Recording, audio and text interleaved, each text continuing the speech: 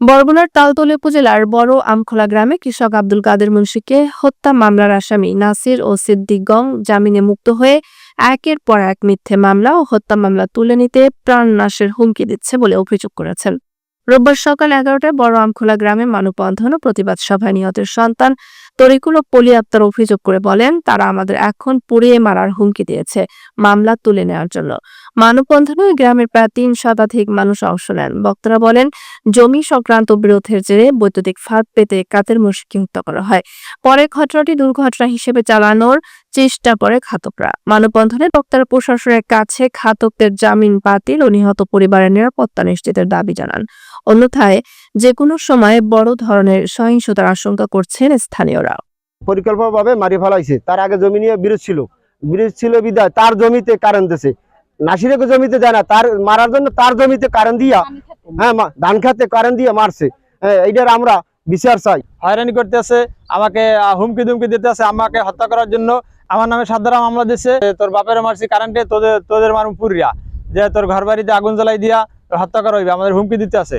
এইভাবে হয়রানিমূলক এই দুষ্কৃতকারী নাসির বাহিনী এবং সিদ্দিক বাহিনী কাছ থেকে আমরা মুক্তি চাই, এলাকাবাসী মুক্তি চাই। এলাকার মানুষ, অন্তত গরিব মানুষ, তাদেরকে হয়রানি করতেছে।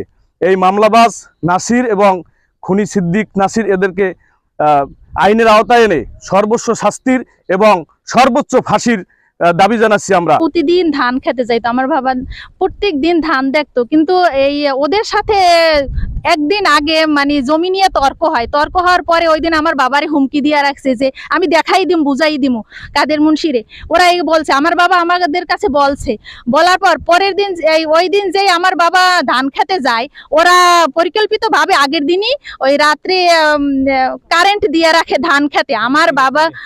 আমার বাবা আসরের নামাজ পড়ে যখন ধান খেতে যাওয়ার পর ওই কারেন্টে বাইজে আমার বাবা মারা যায়। ভাইয়ের নামে 7 ধারা মামলা দিছে। আমার ভাইকে হুমকি দেয় যে তোর বাবারে কারেন্ট দিয়ে মারছি, তোকে আমি আগুনে পোড়াইয়া মারমু, তোকে ঘরে আগুন দিয়ে তোকে মারমু। আমার বাবাকে ওরা মারছে। এই নাসির সিদ্দিক, ওদের আমরা ফাঁসি চাই। প্রশাসনের কাছে আবেদন, ওরা বলতে চাইছে গ্রামে যে আমরা প্রশাসন বুক করে ফেলছি, প্রশাসনে আমাদের কিছু করতে পারবে না। আমার আস্থা আছে যে প্রশাসন বুক হয় না, প্রশাসনের কাছে আমাদের আস্থা আছে, ঠিক তদন্ত কইরা এর সঠিক বিচার করবে। আর ওরা যে জামিন আনছে এই মার্ডার কেসের, এই জামিনের বিল বাতিল চাই আমরা।